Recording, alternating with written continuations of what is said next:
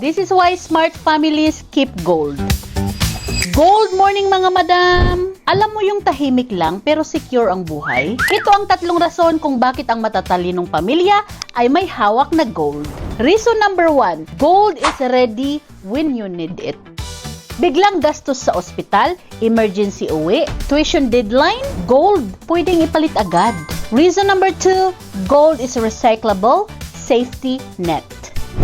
Hindi siya one-time use. Pwede mo siyang isanla, tubusin, repeat.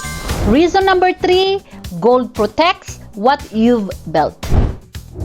Yung bahay, lupa, negosyo, lahat yan pwedeng mawala o maipit. Pero ang gold, tahimik lang, pero nandyan palagi. Gold is not just an investment. It's a survival tool. This is Madam Gold Digger reminding you, ang tunay na pagmamalasakit sa pamilya, hindi lang padala, kundi paghahanda in the future.